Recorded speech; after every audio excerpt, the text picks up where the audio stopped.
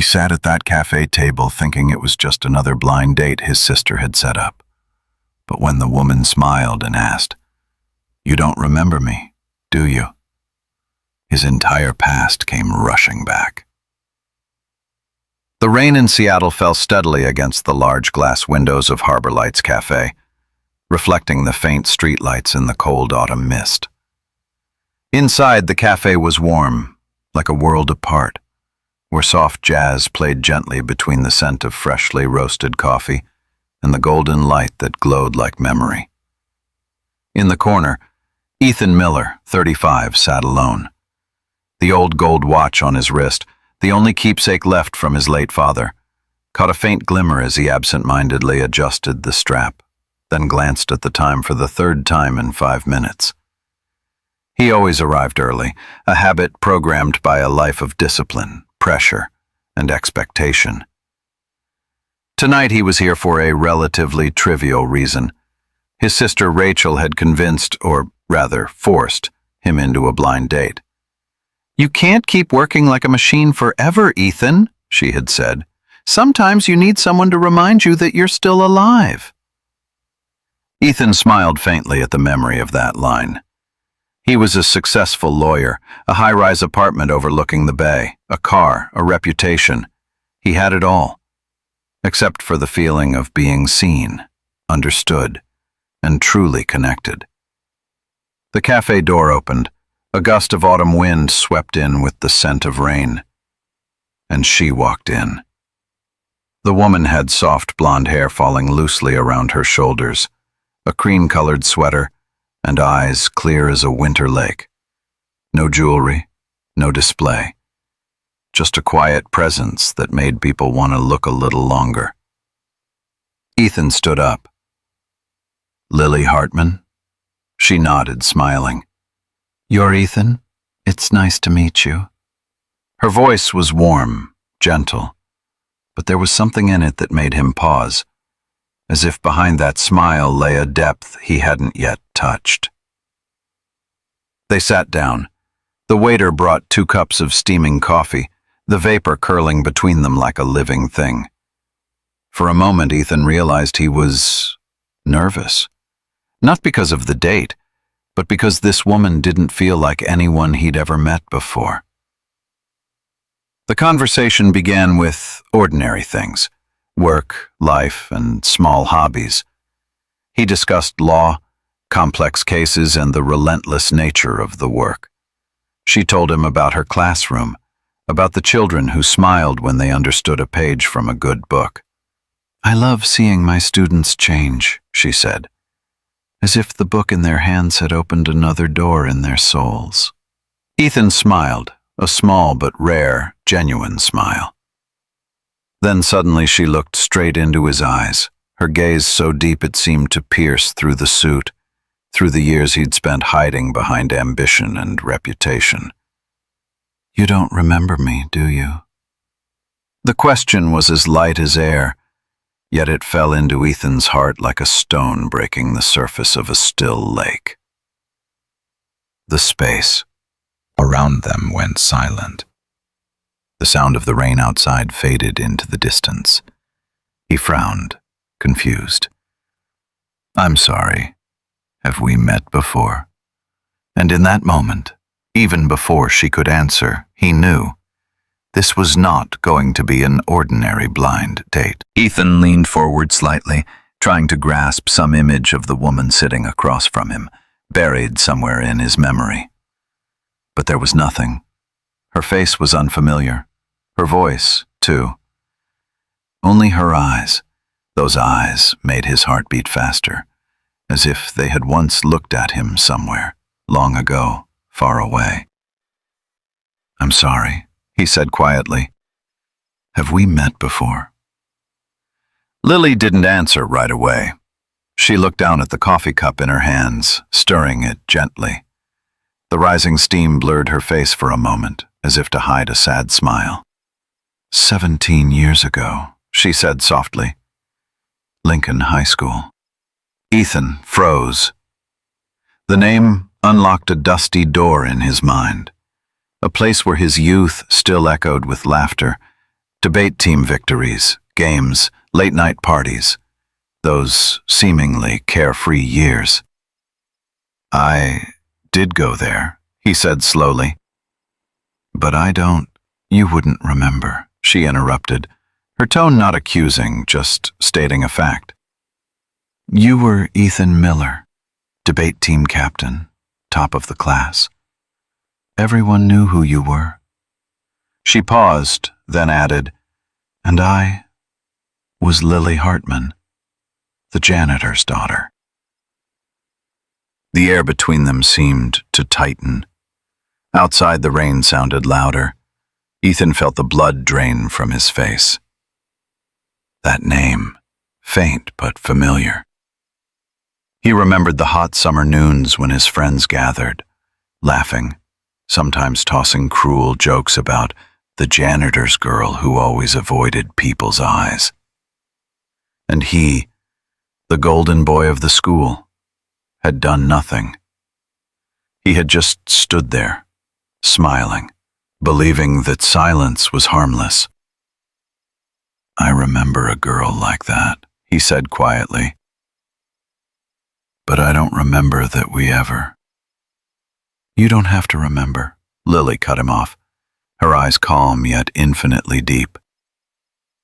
Because all through high school I spent my days trying not to be seen. Her voice was light as air, but behind it lay a sorrow long wrapped in silence. She began to speak, slowly. Back then, you were the one everyone admired. And I was the girl in an old uniform, carrying the lunch my father, the man who cleaned the classrooms every afternoon, made for me. No one wanted to sit next to me. No one talked to me. And you didn't do anything wrong, Ethan.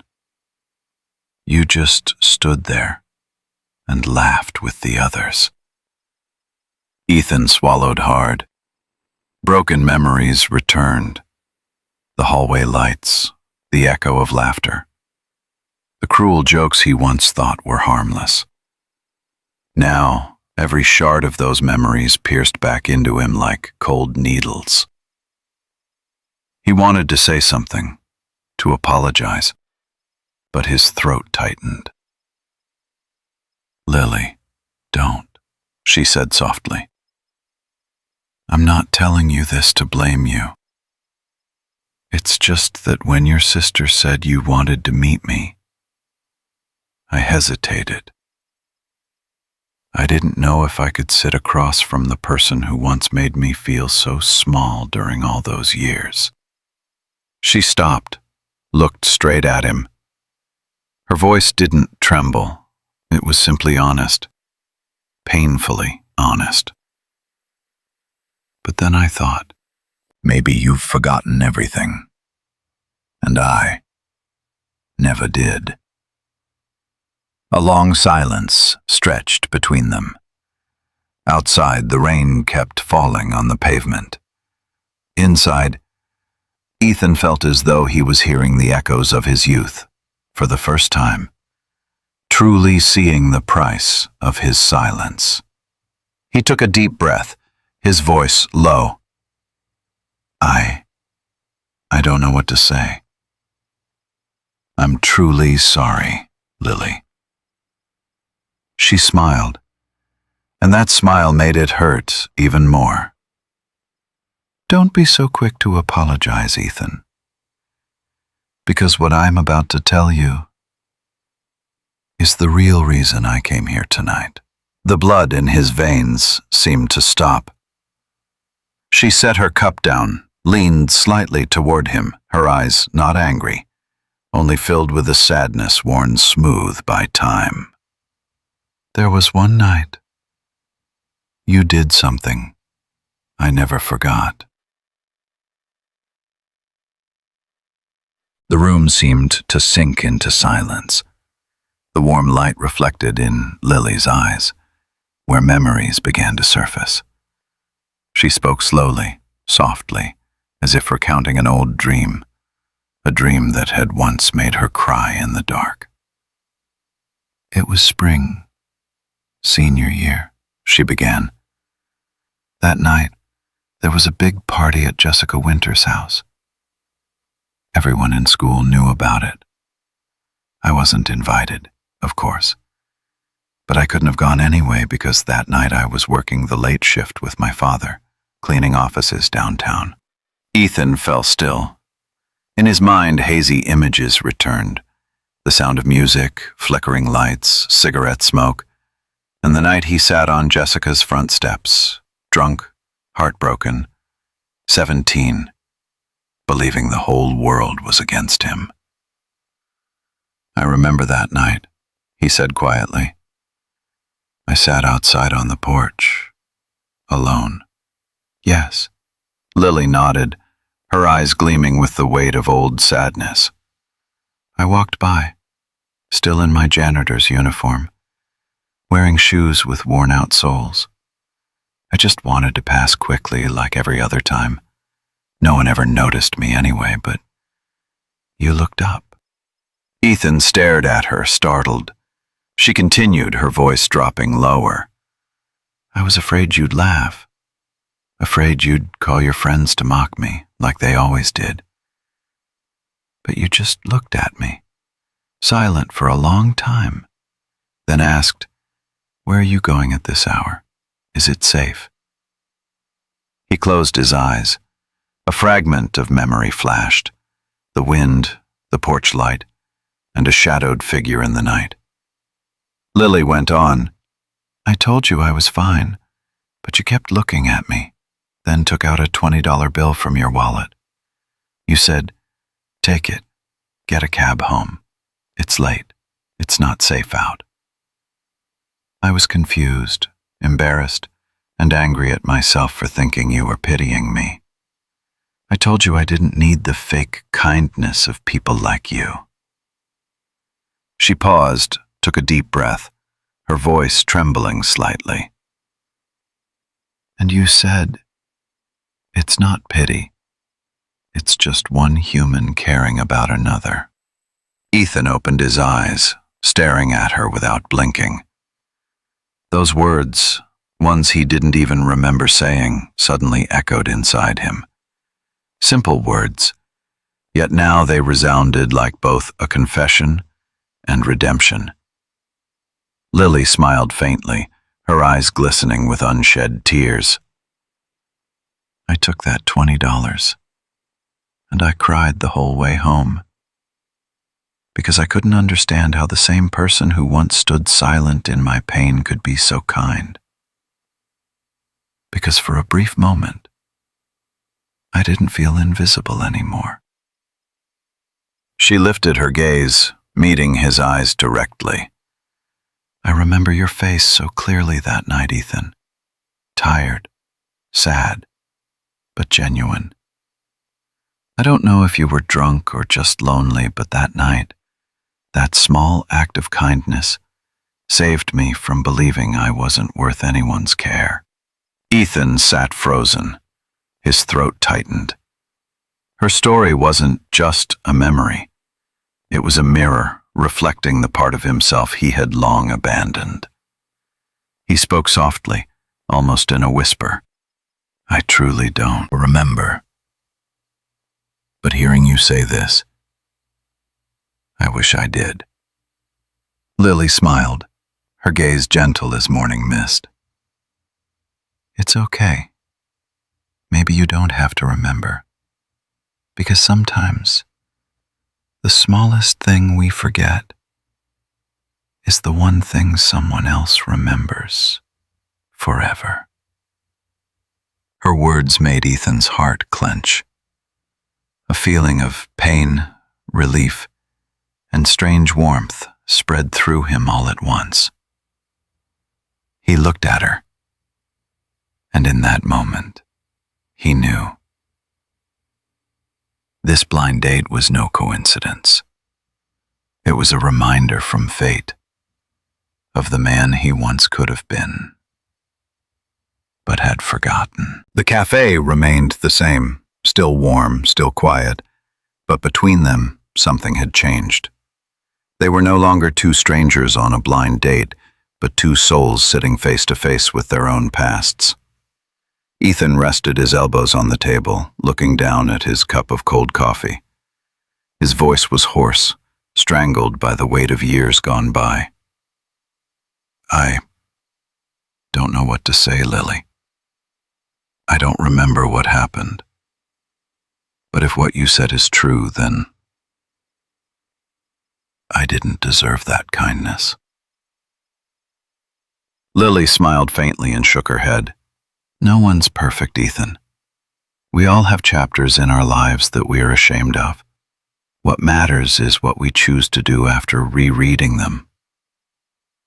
Her words made him look up. The golden light reflected in her eyes, deep, bright, but no longer resentful. Only quiet understanding remained, as if she had already walked through her pain and now she was the one carrying the light. You forgave me? He asked. No, she replied softly. Because I never hated you. I just wanted to be remembered. Not for revenge, but so you'd know. Sometimes a small moment can save someone, even when we don't realize it. Ethan fell silent. Her words were like a mirror reflecting his life. The years he'd spent chasing success, thinking he was strong when in truth he'd only been running from the emptiness inside. He looked at her, more honest than he had ever been. You became a teacher because of that, didn't you? Lily nodded, her eyes softening. Yes. I once had a teacher who saw me when I thought I was invisible. And that night, you saw me too, if only for a moment. I wanted to become that kind of person, someone who can see others when the world turns away. She smiled, a sad but warm smile. It's strange, isn't it? The words you said. It's not charity. It's just one human caring about another. They've stayed with me for over a decade. I've told my students that lesson again and again, never knowing the man who said it had forgotten.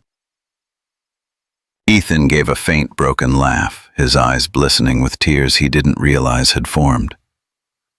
Maybe I've just been too busy being the man I thought I had to be, instead of the one I once wanted to be.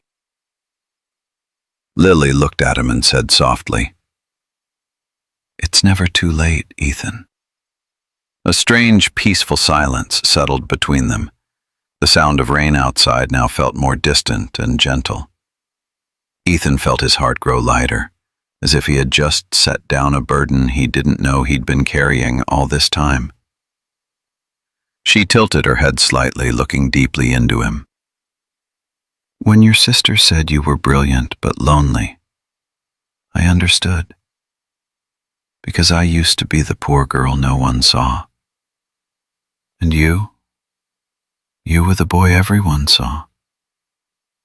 But no one truly saw through. He let out a quiet, choked laugh. You always say things no one can argue with. No, she said.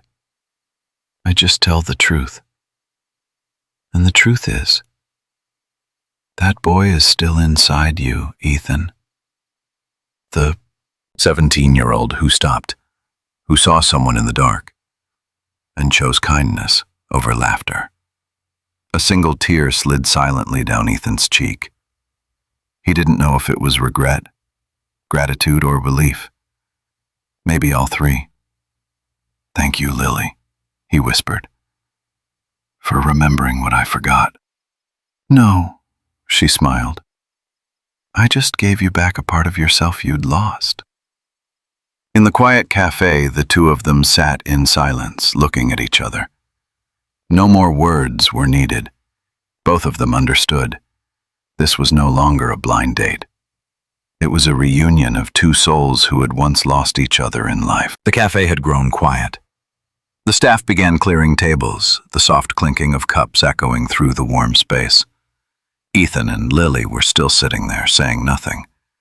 But some silences don't need to be filled, because they already say enough. Ethan looked around the cafe and smiled faintly. I just realized I can't remember the last time I sat and talked with someone this long. Maybe that's because you've never really talked, Lily said, half teasing, half truthful. You've only ever debated. They both laughed. For the first time in years, Ethan's laughter sounded real, unforced, unguarded. He took a deep breath, his voice slow but steady. I didn't know what I was looking for when I came here, Lily. But I think I found something I never expected. A part of myself I'd lost. She looked at him, her gaze softening.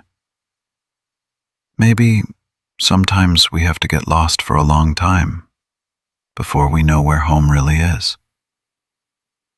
Outside, the rain had stopped. Streetlights shimmered across the wet pavement, forming ribbons of light that looked like paths leading toward the future. 3 weeks later, they met again. No longer for a blind date, but as two people slowly finding themselves in each other's eyes. Not in a fancy cafe this time, but at Maggie's Diner, the small restaurant near the school where Lily taught. The smell of baked apple pie filled the air. Laughter from students at the nearby table rang out. Ethan, in a simple shirt, looked different, less polished, less distant. I think I should start eating at places like this, he joked. Places like what? Places that feel real. Lily laughed. The line sounded like a joke, but it hit straight to the heart. In the months that followed, Ethan began to change, slowly but clearly. He worked late less often. He spent weekends at Lily's school listening to her talk about her students. Once he visited her class, standing quietly at the back of the room, watching the children passionately discuss To Kill a Mockingbird. A boy raised his hand and said, I think kindness doesn't have to be big. It just has to come at the right time. Ethan looked at Lily and smiled, and in that moment he knew. She had been teaching that lesson through the story of their past. Then, one day, Ethan submitted his resignation to the prestigious law firm. His boss was shocked. His colleagues were speechless. He only said, I'm not quitting law. I just want to use it to help the right people. A few months later, he founded the Second Chance Legal Foundation, a nonprofit organization providing free legal aid to low-income families. For the first time in years, he felt like his life finally had meaning. One evening, when he came to pick Lily up from school, she asked, Don't you ever miss it? From a top-floor office to a small room like this? From tailored suits to old shirts? Ethan smiled. No, because for the first time, I get to wear myself. His answer made Lily laugh, but her eyes shimmered. Some words are simple, but when spoken at the right moment, they can change a life. 1 year after that blind date, Ethan realized he no longer saw Lily as the girl from his past, but as the woman who had brought him back into the light. She taught him how to love slowly, how to listen, how to savor mornings without a packed schedule. He taught her that happiness didn't have to be perfect. It just had to be real. Lily, he said one late afternoon on the porch, back then, I only gave you $20, but you gave me back an entire life. She looked at him and replied softly, No, Ethan, I just reminded you that you were still a good man. You'd just forgotten. That evening, Maggie's Diner was quieter than usual. The old neon sign outside flickered above the window, reflecting faintly on the faded board that read, Best Apple Pie in Town. Inside, Lily sat at their usual table by the window, the exact spot where they'd shared their second date. The scent of freshly baked apple pie mingled with the warm aroma of coffee filling the air. She was flipping through her lesson plans when the doorbell chimed. Ethan walked in, white shirt, hair speckled with raindrops, and in his hand, a small box. He sat down, smiling gently, a little awkward, as if it were the first time they'd met again. "I remember the first time I sat here," he said. "You told me not everything real has to be expensive. Maybe tonight is my turn to prove you right." Lily looked at him, eyes warm but curious. He opened the small box. Inside was a simple silver ring engraved with 2 tiny words. "Kindness." "Lily," he said softly, his voice trembling like a breath. "If I could go back and talk to that 17-year-old boy I once was, I'd tell him this. One act of kindness, no matter how small, can change an entire life. That kindness is never wasted, because it's what led me here. To you." Lily stayed silent, tears gathering in her eyes. She covered her mouth and let out a small laugh through the tears. "Ethan, you're such a fool. Did you really think you were the only one saved? You came into my life when I still thought I was invisible, and you made me believe that sometimes the thing we've waited for the longest can come back to us in the form of someone we never expected." Ethan smiled, his voice rough. "Then, Lily Hartman, teacher of kindness, would you let me write the next chapter with you? No glamour, no calculation, just 2 people, honest and together." She nodded, tears falling silently. "I will, but on one condition." "What condition?" "We keep coming back here every year for apple pie, so we'll never forget. Happiness doesn't need to be perfect. It just needs to be real." Ethan laughed, his eyes glistening. "Deal." He slipped the ring onto her finger. She looked down at her trembling hand, her smile breaking through the tears that had been forming. "You know something?" Lily whispered. "If I could speak to that 17-year-old girl I once was, I'd tell her this. One day, you will be seen, truly seen, by someone who once forgot you, but learned to see again with his heart." They both laughed, surrounded by the scent of apple pie, the clinking of cups and the dim glow of the old diner. No music, no roses, just 2 people who had once been lost, now finding each other again, in simplicity, in truth, in kindness. An old photo hung on the wall of Maggie's diner. Lily and Ethan standing side by side, hand in hand, beneath the handwritten words, "Kindness is never wasted." Ethan now runs the Second Chance Legal Foundation. Lily still teaches, smiling softly each time she tells her students a small story about kindness on a rainy night. And every year, they return to Maggie's to share a slice of apple pie and remind each other that happiness doesn't come from what we have, but from who we become. Sometimes we forget the small things we once did, but the world doesn't forget. Kindness, no matter how quiet, always leaves a trace in someone's memory or in our own hearts. Kindness isn't charity. It's just one human being looking out for another. And sometimes, that alone is enough to change a life.